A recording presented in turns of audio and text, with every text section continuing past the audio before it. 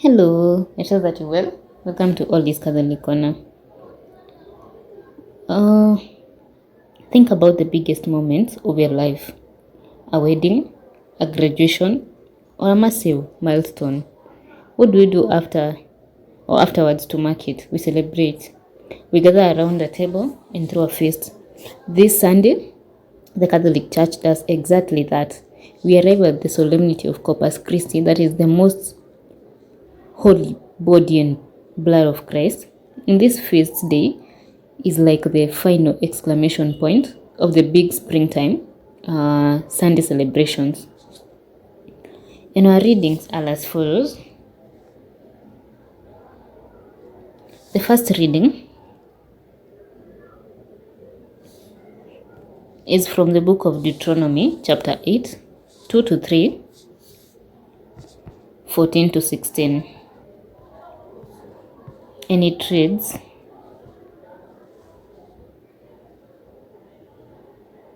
"And thou shalt remember all the way through which the Lord thy God hath brought thee for 40 years through the desert, to afflict thee and to prove thee, and that the things that were in thy heart might be made known, whether thou wouldst keep his commandments or not.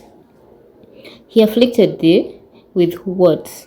He afflicted thee with want, and gave thee manna for thy food, which neither thou nor the Father knew, to shew that not in bread alone doth man live, but in every word that proceeded from the mouth of God.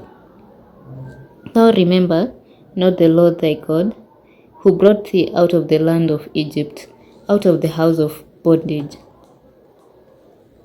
and was thy leader in the great and terrible wilderness, wherein there was the serpent burning with his breath, and the scorpion and the diphthers, and no water at all, who brought forth streams out of the hardest rock, and fed thee in the wilderness with manna, which thy fathers knew not." And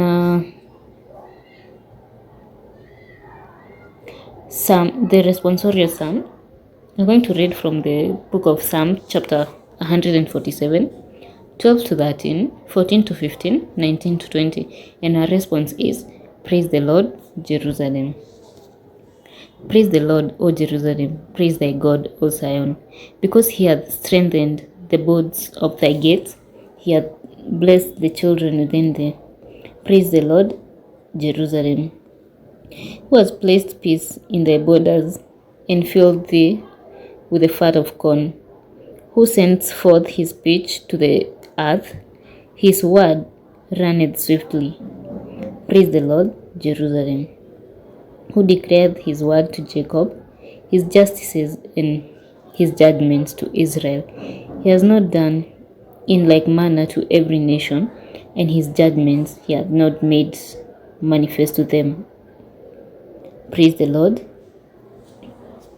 Jerusalem." Our second reading is from the book of Corinthians, chapter 10, 1 Corinthians, chapter 10, verse 16 to 17. "The chalice of benediction which you bless is not the communion of the blood of Christ, and the bread which you partake, is it not the partaking of the body of the Lord? For we, being many, are one bread, one body, all that partake of one bread."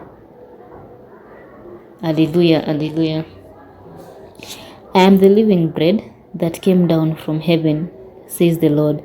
Whoever eats this bread will live forever." Alleluia, alleluia. Our gospel is from the Gospel of John, chapter 6, verse 51 to 58. "I am the living bread which came down from heaven. If any man eat of this bread, he shall live forever. And the bread that I will give is my flesh, and for the life of the world. Is my flesh for the life of the world."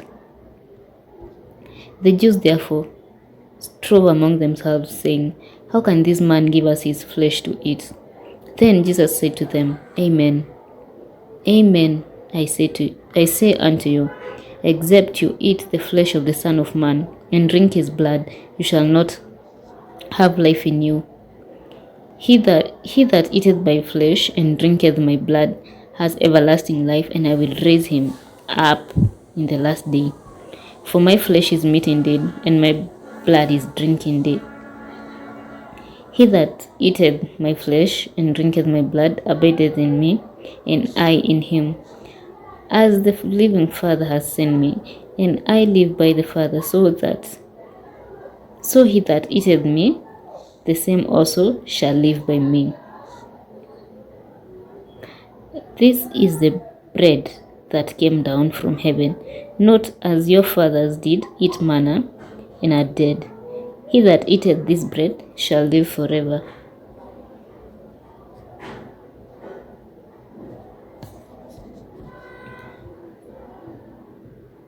That is the day's reading. And now just a brief explanation. Let's move back to the first reading from the book of Deuteronomy. Our first reading takes us deep into the wilderness with the book of Deuteronomy. Moses is speaking to the Israelites, telling them to remember how God tested them, how he allowed them to hunger and then fed them with manna, a food their ancestors had never known. Why does the church couple a desert story with the Holy Communion? Because the wilderness is a place of absolute dependence. In the desert, if God did not provide food if God did not provide food from heaven and water from the hardest rock, the people died. Moses tells them, do not forget the Lord your God. The physical hunger of the Israelites was meant to teach them a deeper spiritual truth. Human beings do not live by bread alone, but by every word that comes from the mouth of God. If God sustained their physical bodies in a temporary wilderness, how much more will he sustain our souls with the Eucharist in the wilderness of modern life? And the responsorial psalm. This psalm is a beautiful song of gratitude for God's protection and provision. The cantor sings about how God strengthens the bars of our gates, blesses our children, and grants peace to our borders. But look closely at the central Eucharistic line, that is, with the best of which he fills you. The psalm reminds us that God does not just give us enough to scrap by. He fills us with the absolute finest wheat. And in light of the New Testament, we see that this is not just about agriculture. The best of wheat is a direct prophecy pointing to the bread of the Eucharist that fills our spiritual hunger perfectly. In the second reading from the book of 1 Corinthians, St. Paul drops a powerful line in his first letter to the Corinthians. He asks, the cup of blessing that we bless, is it not a participation in the blood of Christ? The bread that we break, is it not a participation in the body of Christ? The word Paul uses here for participation or communion is a koinonia, and it means an intimate, deeply binding fellowship. Paul reminds us of something radical, that is, the Eucharist isn't just a private moment between me and Jesus. He writes, because the loaf of bread is one, because the loaf of bread is one, we, though many, are one body, for we all partake of the one loaf. When we receive communion, we are horizontally linked to every single person sitting in the pews around us, and vertically linked to Christ. It destroys division. You can't truly love Christ on the altar if you refuse to love the members of his body sitting right next to you. In our gospel from the Gospel of John, everything culminates in the Gospel of John, the famous bread of life discourse. And Jesus says, I am the living bread that came down from heaven. Whoever eats this bread will live forever. And the bread that I will give is my flesh for the life of the world. When Jesus spoke these words, the crowd was shocked. They argued among themselves, asking, how can this man give us his flesh to eat?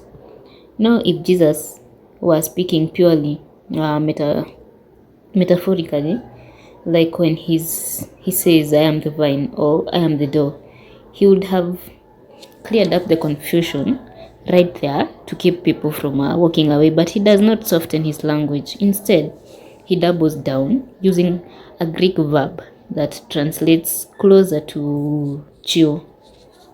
And he insists, the flesh is true food and my blood is true drink. Corpus Christi reminds us that the Catholic Church takes Jesus completely literally here. The Eucharist is not a symbol. It is the real presence. It is the real presence and not a symbol.